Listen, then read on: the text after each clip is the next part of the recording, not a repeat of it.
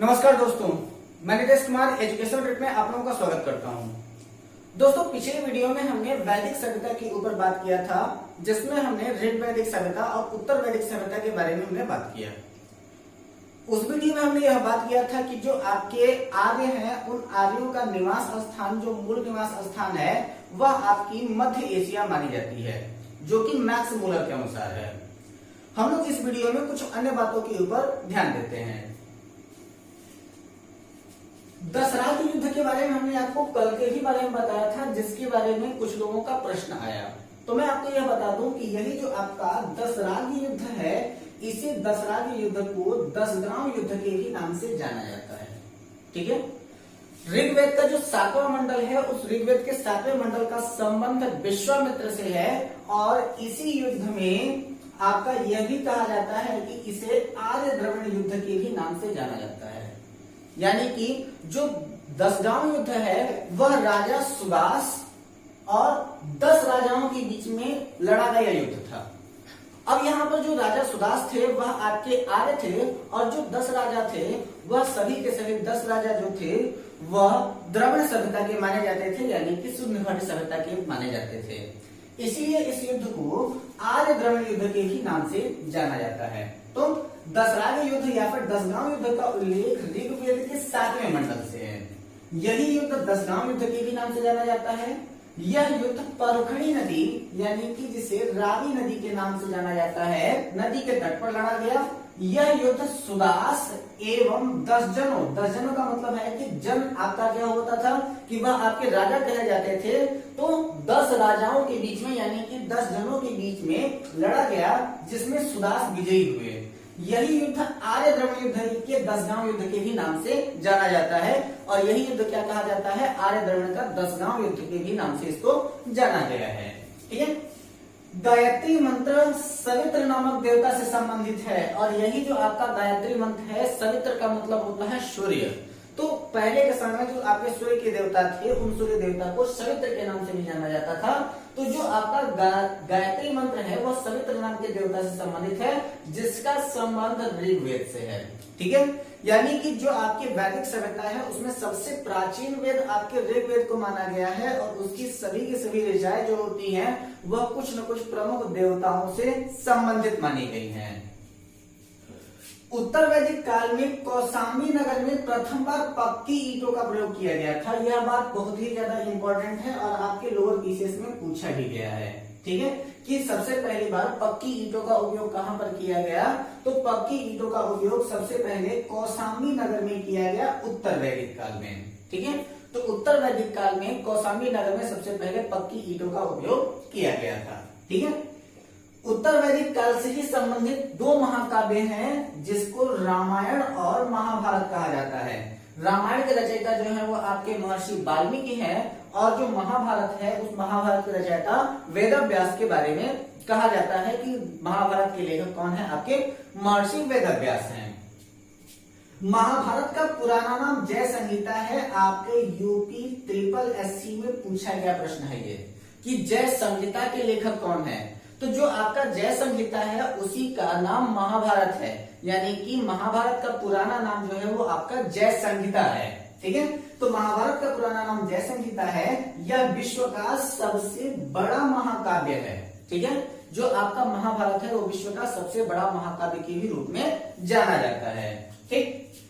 अब यहाँ पर हम लोग देखते हैं कुछ प्रमुख दार्शनिक और उनके प्रमुख दर्शक। ठीक है।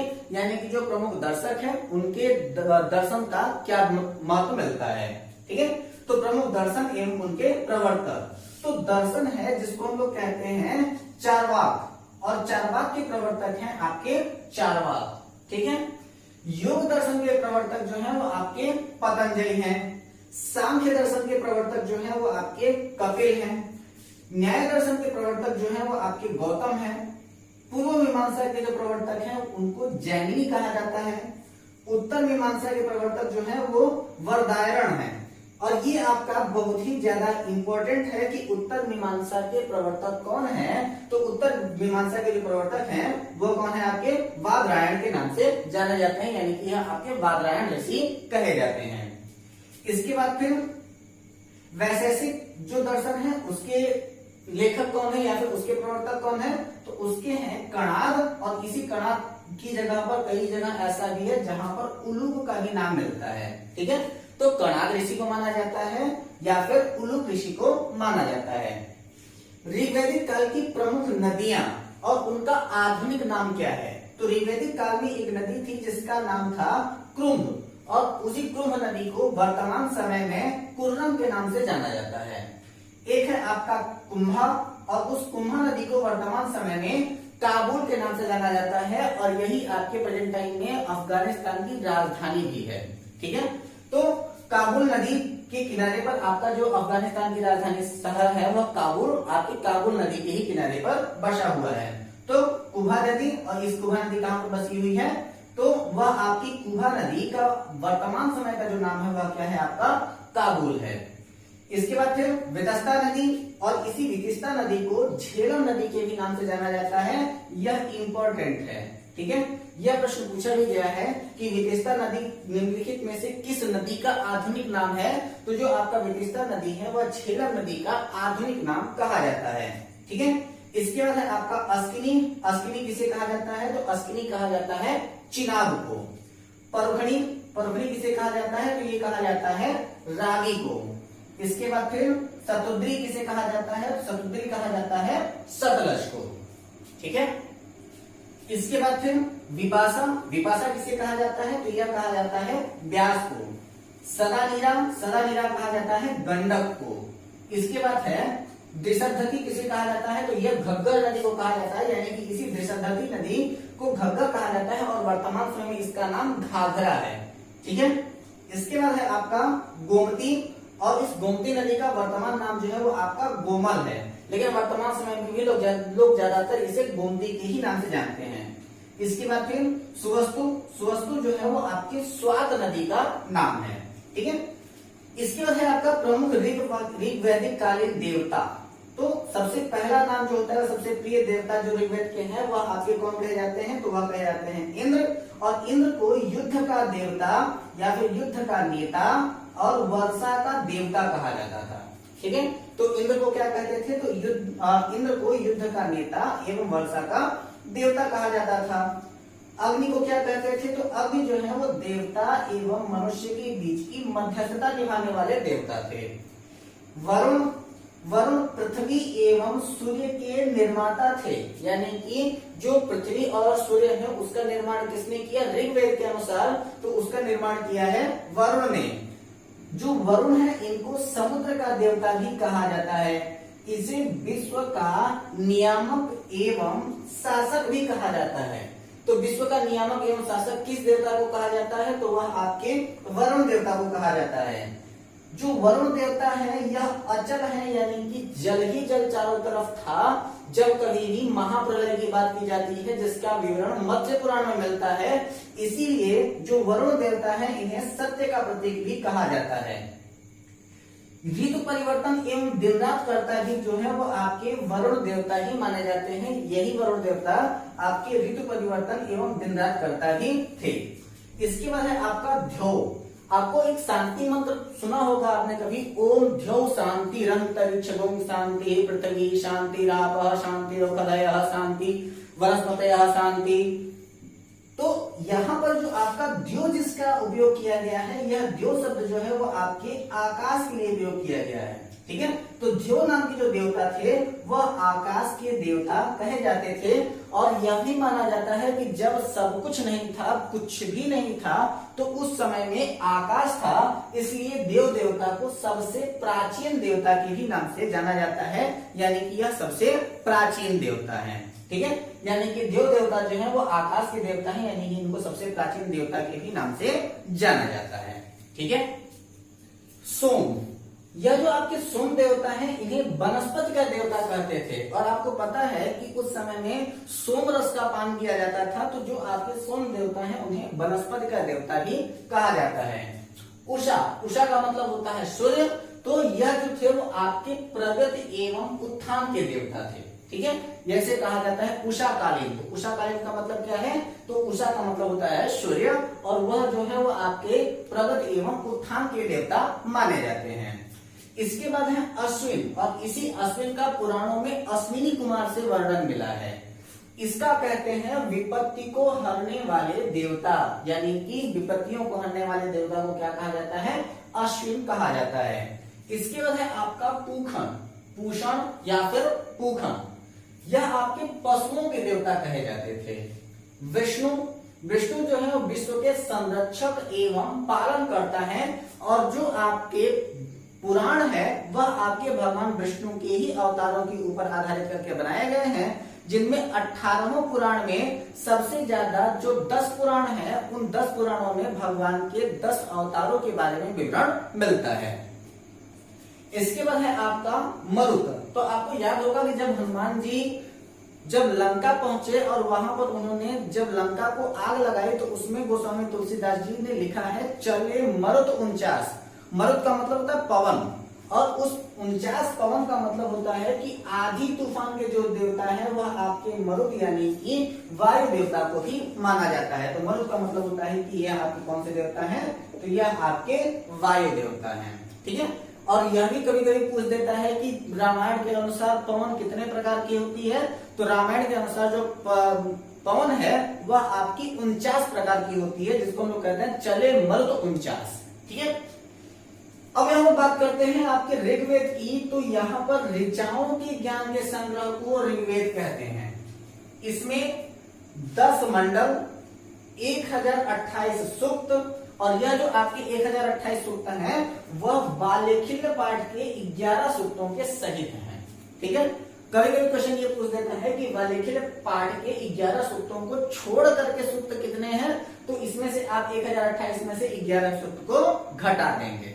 ठीक है, तो अगर 1028 सूक्त हैं तो वह बालेखिल्य पाठ के 11 सूक्तों के सहित हैं। तो ऋग्वेद में 10 मंडल, 1028 सूक्त, बालेखिल्य पाठ के 11 सूक्तों सहित एवं 10,462 ऋचाएं हैं। ये जो आपके 10,462 ऋचाएं हैं इसी को मंत्र ही कहा जाता है। ठीक है, यानी कि 10,462 मंत्र हैं। इस वेद में ऋचाओं को पढ़ने वाले ऋषि को होत्री कहते हैं। ठीक है, तो वहां पर कई प्रकार की ऋचाएं हैं, जैसे कि यह कहा जाता है कि अग्नि की ऋचाओं को पढ़ने वाले को क्या कहते हैं? तो अग्नि की ऋचाओं को पढ़ने वाले को अग्निहोत्री कहा जाता है। ठीक है, तो इस वेद में ऋचाओं को पढ़ने वाले ऋषि को होत्री कहते हैं। इस वेद का आर्य की राजनीतिक प्रणाली एवं इतिहास की जानकारी मिलती है। ठीक है, यानी कि अगर यह पूछा जाए कि आर्यों की राजनीतिक एवं इतिहास की जानकारी किस वेद से मिलती है, तो वह आपके ऋग्वेद से मिलती है, और यह जो आपका ऋग्वेद है यह सबसे ज्यादा प्राचीन वेद भी है। ठीक है, विश्वामित्र द्वारा रचित ऋग्वेद के 3रे मंडल में सूर्य देवता को सावित्री का समर्पित प्रसिद्ध गायत्री मंत्र है। तो आपसे यह भी प्रश्न पूछा जाता है कि गायत्री मंत्र का संबंध ऋग्वेद के कौन से मंडल से है? तो गायत्री मंत्र का संबंध जो है वो ऋग्वेद के 3रे मंडल से है, जिसमें सावित्री ने सूर्य देवता को गायत्री मंत्र समर्पित किया था। और यह भी पूछा जाता है कि ऋग्वेद के 3रे मंडल के रचनाकार कौन है? तो ऋग्वेद के 3रे मंडल के रचनाकार जो है वो आपके महर्षि विश्वामित्र हैं। ठीक है, तो ऋग्वेद का 3रा मंडल किसने लिखा? तो महर्षि विश्वामित्र ने ऋग्वेद का 3रा मंडल लिखा है। इसके 9वें मंडल में देवता सोम का उल्लेख है, यानी कि वनस्पतियों का उल्लेख ऋग्वेद के कौन से मंडल में है? तो आपको पता है कि जो सोम है वो वनस्पतियों के देवता है, यानी कि इसके 9वें मंडल में देवता सोम का उल्लेख है, यानी कि वनस्पतियों का उल्लेख जो है वो आपके 9वें मंडल में है। ठीक है, 8वें मंडल की हस्तलिखित रचना को खिल कहा जाता है। ठीक है, यानी कि 8वें मंडल में कुछ ऐसी भी ऋचाएं हैं जिनको हाथों से लिखा गया है, और उन हस्तलिखित ऋचाओं को क्या कहा जाता है? उनको खिल के नाम से जाना जाता है। वर्ण व्यवस्था, तो वर्ण व्यवस्था की व्याख्या मैंने अपने पिछले वीडियो में भी आपकी इसके बारे में बात किया था कि जो वर्ण होते हैं यानी कि ब्राह्मण, क्षत्रिय, वैश्य, शूद्र, यह आपके ऋग्वेद के अनुसार जो उस समय की वर्ण व्यवस्था थी वह कर्म प्रधान विशेषता थी। ठीक है, तो वर्ण व्यवस्था की व्याख्या 10वें मंडल के पुरुष सूक्त में की गई है। ठीक है, तो वर्ण व्यवस्था कहां पर है? तो वह आपके 10वें मंडल के पुरुष सूक्त में भी की गई है। वामनावतार के 3 पद के आख्यान की प्राचीनतम स्रोत जो है वो आपके ऋग्वेद हैं। जो आपका वामन महापुराण है, उस वामन महापुराण में भगवान विष्णु के द्वारा 3 पग में राजा बलि से पूरे के पूरे सर्वस्व भूमि को दान मांग लेने की जो घटना है, उसका सबसे प्राचीनतम स्वरूप जो है वो आपके ऋग्वेद में मिलता है। यानी कि वामनावतार के 3 पग के आख्यान का प्राचीनतम स्वरूप क्या है, तो वह आपका ऋग्वेद है। ऋग्वेद में इंद्र के लिए 250, ये प्रश्न पूछा भी गया है कि इंद्र के लिए कितनी ऋचाएं हैं या फिर कितने श्लोक हैं। तो ऋग्वेद में इंद्र के लिए 250 तथा अग्नि के लिए 200 ऋचाओं की रचना की गई है। ठीक है, क्योंकि जो ऋग्वेदिक कालीन था उसमें सबसे प्रिय देवता आपके कौन थे, इंद्र थे। तो उनके लिए 250 और मध्यस्थता कौन करता था, तो मध्यस्थता करने वाले आपके अग्नि थे। तो अग्नि के लिए 200 ऋचाओं की रचना की गई है। ऋग्वेद का 7वां मंडल वशिष्ठ से संबंधित है और यही जो आपका ऋग्वेद का 7वां मंडल है उसी में राजा सुदास और 10 राजाओं के बीच, जिसको आर्य द्रविड़ का 10 गांव युद्ध भी कहा जाता है, इसका व्याख्यान जो है वो किया गया है। और 10वां मंडल जो है वो आपके महर्षि वशिष्ठ से संबंधित है। ठीक है, तो ऋग्वेद का 7वां मंडल वशिष्ठ से संबंधित है। 10 गांव युद्ध के बारे में हमने यहाँ पर आपको बता दिया है। 2 से 7 मंडल अति प्राचीन है, यानी कि दूसरा मंडल से लेकर के 7वां मंडल तक जो है वह सबसे ज्यादा प्राचीन है। सभी बाद के जितने मंडल हैं, यानी कि पहला मंडल, 8वां मंडल, 9वां मंडल और 10वां मंडल, ये 4 मंडल जो है वो बाद में जोड़े गए हैं। और यह आपके 2 से लेकर के 7 तक के जो मंडल हैं वो अति प्राचीन हैं। और ऐसा माना जाता है कि जब आर्य भारत में आए तो उसके कुछ संशोधनों को छोड़ करके 2 से 7 मंडल जो थे वो ऋग्वेद के पहले ही लिख दिए गए थे भारत आने से पूर्व। ऋग्वेद के 2 ब्राह्मण ग्रंथ हैं जिसको हम लोग ऐत्रेय एवं कौशिकी के नाम से जानते हैं, जिसको हम लोग ब्राह्मण ग्रंथ भी कहते हैं। तो ऋग्वेद के 2 ब्राह्मण ग्रंथ हैं जिसको हम लोग ऐत्रेय एवं कौशिकी के नाम से जानते हैं। अब बात करते हैं यजुर्वेद। यजुर्वेद की जो उत्पत्ति हुई है वो यजुष शब्द से हुई है। यजुष, यजुष का मतलब होता है यज्ञ। ठीक है, तो यजुर्वेद की उत्पत्ति जो है वो यजुष शब्द से हुई है। यजुष का अर्थ होता है यज्ञ। ठीक है, यजुर्वेद में यज्ञ के विधि विधान का वर्णन मिलता है। प्रश्न पूछा गया है कि यज्ञ के विधि विधान का वर्णन किस वेद में मिलता है, तो वह आपके यजुर्वेद में मिलता है। ठीक है, यजुर्वेद के ज्ञाता को अर्जुन कहा जाता है। यह प्रश्न भी बहुत ज्यादा इंपॉर्टेंट है कि यजुर्वेद के ज्ञाता को क्या कहते हैं, तो यजुर्वेद के ज्ञाता को क्या कहते हैं, अर्जुन कहा जाता है।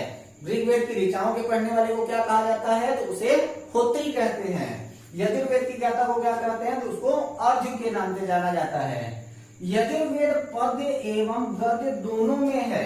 ठीक है, यानी कि इसकी जो रचना की गई है वह पद्य यानी कि कविता एवं गद्य यानी कि कहानी दोनों में की गई है। यजुर्वेद 2 भागों में विभाजित है जिसको कृष्ण यजुर्वेद और शुक्ल यजुर्वेद के भी नाम से जाना जाता है। यानी कि यजुर्वेद को 2 भागों में बांटा गया जिसे कृष्ण यजुर्वेद और शुक्ल यजुर्वेद के नाम से जाना गया है। यजुर्वेद के अंतिम भाग को ईकोपनिषद भी कहा जाता है। ठीक है, और जो आपका अंतिम भाग है इसी को ईशोपनिषद कहा जाता है और इसी में आपके दर्शन मिलता है। ठीक है, तो यह प्रश्न पूछा गया है कि दर्शन कहाँ पर निहित है, तो यजुर्वेद के अंतिम भाग के ईकोपनिषद में आपके दर्शन का वर्णन किया गया है। इस भाग में दार्शनिक तत्वों का वर्णन मिलता है, यानी कि यहीं पर आपके दर्शन मिले हैं जहां पर दर्शन की सबसे पहले व्याख्या की गई। इसके पश्चात अलग अलग दार्शनिक जो थे वो अपने अपने दार्शनिक मत उत्पन्न करते गए और उनके प्रमुख दर्शन जो है वो उनके प्रवर्तक के बारे में हमने आपको यहाँ पर बताया हुआ है। यजुर्वेद के 2 ब्राह्मण ग्रंथ हैं जिसको हम लोग शतपथ और तैत्तिरीय कहते हैं। ठीक है, तो यजुर्वेद के 2 ब्राह्मण ग्रंथ हैं जिसको हम लोग क्या कहते हैं, तो एक को हम लोग कहते हैं शतपथ और दूसरे को हम लोग कहते हैं तैत्तिरीय। ठीक है, चलिए आगे देखते हैं। अब बात आती है सामवेद की। साम का अर्थ होता है ज्ञान। ठीक है, ज्ञान जो है वो आपके सामवेद का या फिर साम शब्द का शाब्दिक अर्थ है। ठीक है, तो सामवेद जो है वो साम शब्द से प्रारंभ हुआ है जिसका मतलब होता है ज्ञान। सामवेद के जो पद होते हैं वो गेय रूप में गाए जाते हैं, यानी कि यह जो है वो आपके पद के रूप में माने जाने वाला एक वेद है। ठीक है, तो सामवेद के पद जो होते हैं वो गेय रूप में गाए जाते हैं।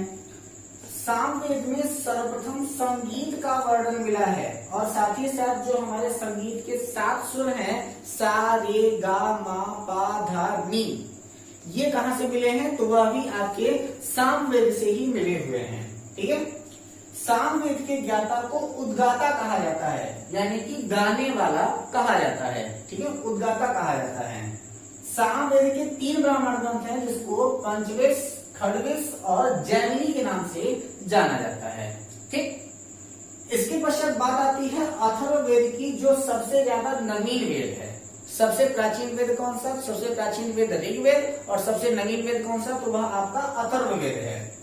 अथर्ववेद की रचना अथर्व ऋषि ने की थी और अथर्ववेद में लगभग 6000 मंत्र हैं। ठीक है, तो अथर्ववेद में कितने मंत्र हैं? तो अथर्ववेद में लगभग 6000 के करीब में मंत्र हैं। ठीक है, अथर्ववेद में जादू टोना, भूत प्रेत तथा चिकित्सा का वर्णन मिलता है। यह प्रश्न पूछा गया है कि जादू टोना भूत प्रेत का वर्णन किस वेद में मिलता है? तो जादू टोना भूत प्रेत का वर्णन जो है वो आपके अथर्ववेद में मिलता है। ठीक है, अथर्ववेद को 2 भागों में विभाजित किया गया है जिसको हम लोग सैनक और पिपलाद के नाम से जानते हैं। ठीक है, तो अथर्ववेद को कितने भागों में बांटा गया? तो 2 भागों में। कौन कौन सा? तो एक है आपका सौनक और दूसरा है आपका पिपलाद। ठीक है, ये सारे के सारे बातें आप लोग नोट करते जाइएगा। ये आपके पीसीएस तक के एग्जामिनेशन के लिए इनफ कंटेंट है, प्रीलिम्स एग्जामिनेशन के लिए। अथर्ववेद का केवल एक ब्राह्मण ग्रंथ है जिसे गोपथ कहा जाता है। तो अथर्ववेद का ब्राह्मण ग्रंथ कौन सा है? तो अथर्ववेद का ब्राह्मण ग्रंथ है आपका गोपथ। ठीक है, यह जो आपका अथर्ववेद होता है, यही अथर्ववेद भूत प्रेत जादू टोना के कारण कन्याओं के जन्म की निंदा करता है। ठीक है, कौन सा वेद कन्याओं के जन्म की निंदा करता है? तो जो आपका अथर्ववेद है वह कन्याओं के जन्म की निंदा करता है। ठीक, इसके बाद है आपका उपनिषद। उपनिषद का मतलब होता है गुरु के समीप बैठ करके ज्ञान प्राप्त करना। ठीक है, उपनिषद की संख्या कुल 108 है, लेकिन वर्तमान समय में केवल 12 उपनिषद ही हैं।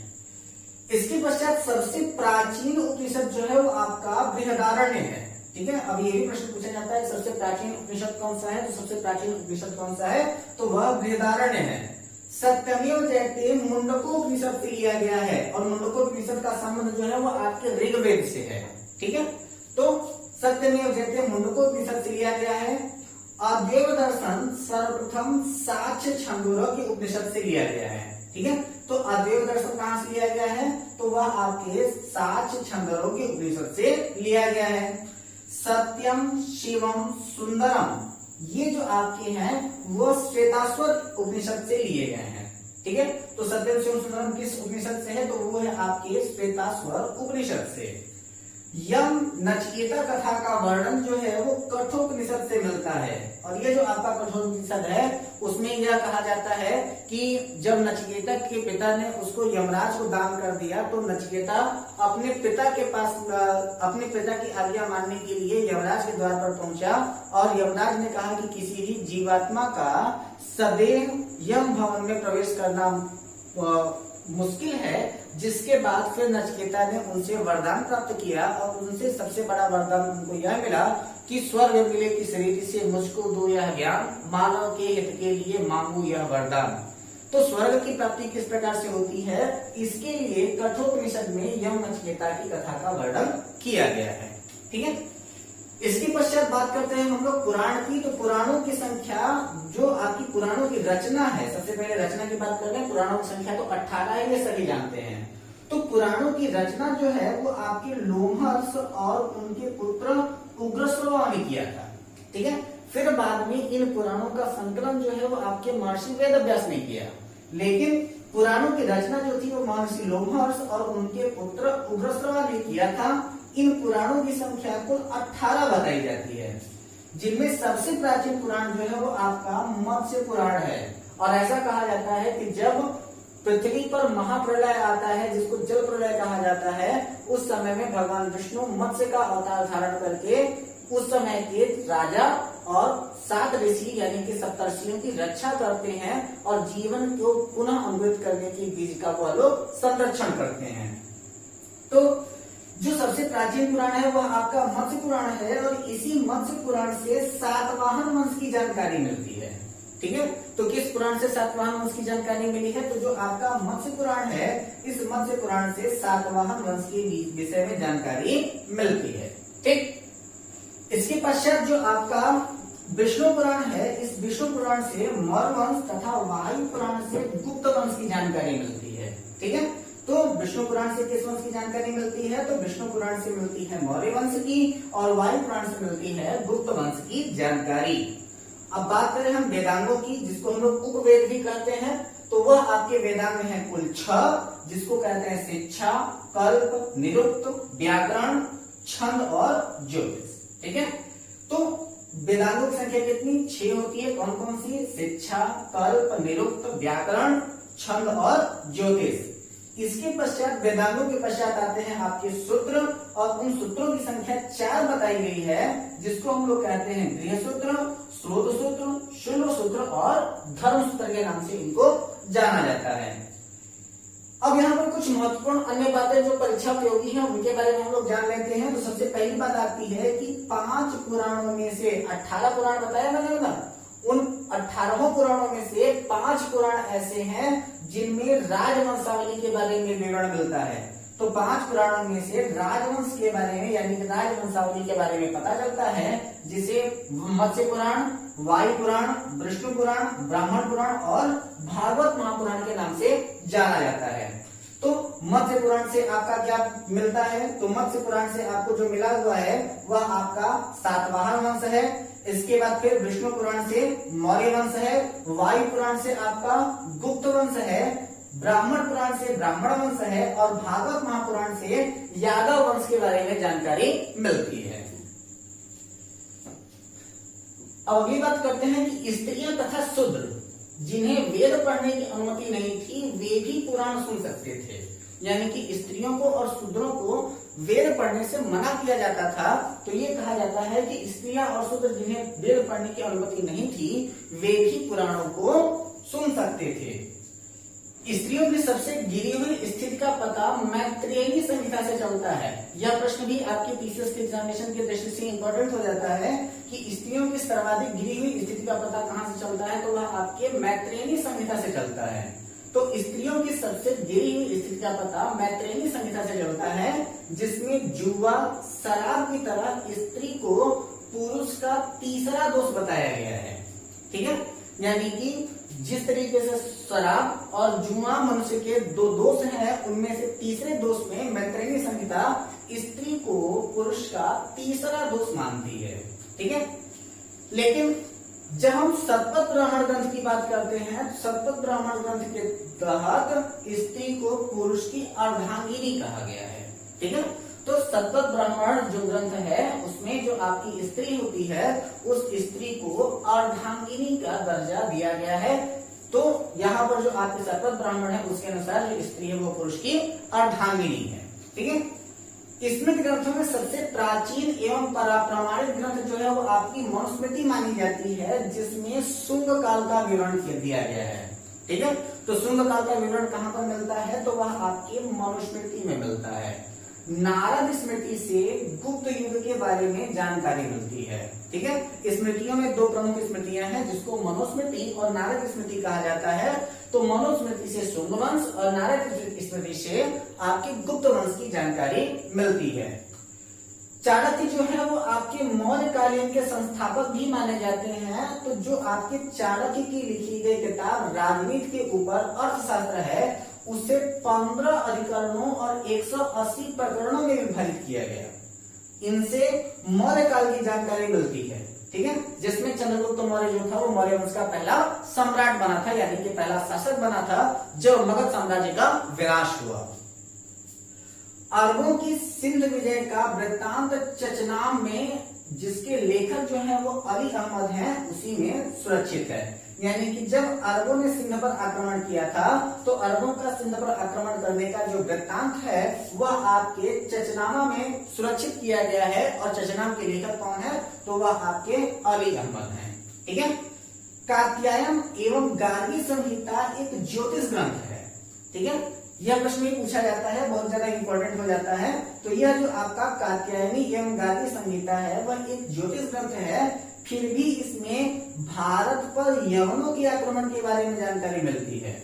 तो जब बहुत ही ज्यादा डीप क्वेश्चन पूछेगा तो यह क्वेश्चन भी बन सकता है कि भारत में यवनों का आक्रमण जो है वो किस ग्रंथ से मिलता है, तो वह आपके कात्यायन एवं गार्गी संहिता से जो होता है वह आपके भारत पर होने वाले यवन आक्रमण के बारे में पता चलता है। पतंजलि जो है वो पुष्यमित्र शुंग के पुरोहित थे। ठीक है। और उनकी रचना है महाभाष्य जिसमें शुंग वंश की जानकारी मिलती है। ठीक है। तो पतंजलि जो है वह आपके पुष्यमित्र शुंग के क्या थे, राजपुरोहित थे और उन्हीं के किताब महाभाष्य से शुंग वंश की जानकारी मिलती है। दोस्तों वैदिक सभ्यता में जितने भी प्रश्न आपके पूछते हैं उनको लगभग मैंने कवर किया है। हमसे अगर कोई भी ऐसा टॉपिक छूट गया हो तो आप हमें अवश्य बताएं, हम उसको जरूर आपको क्लियर कराने की कोशिश करेंगे। आपको हमारी यह वीडियो कैसी लगी आप हमें अपनी राय हमारे कमेंट बॉक्स में जरूर बताएं। अगर आपको हमारी यह वीडियो पसंद आई हो तो हमारी इस वीडियो को लाइक करें। हमारे इस चैनल को अब तक सब्सक्राइब ना किया हो तो हमारे इस चैनल को सब्सक्राइब करें तथा बेल आइकन जरूर दबा दें ताकि हमारी हर एक नोटिफिकेशन आपको सबसे पहले मिलती रहे। अपनों का ख्याल रखें, घर पे रहें, हंसते रहें और मुस्कुराते रहें। तब तक के लिए धन्यवाद। मिलते हैं अपने अगले वीडियो में 16 महाजनपदों के उदय की जानकारी को लेकर। तब तक बने रहे हमारी वीडियो के साथ। नमस्कार।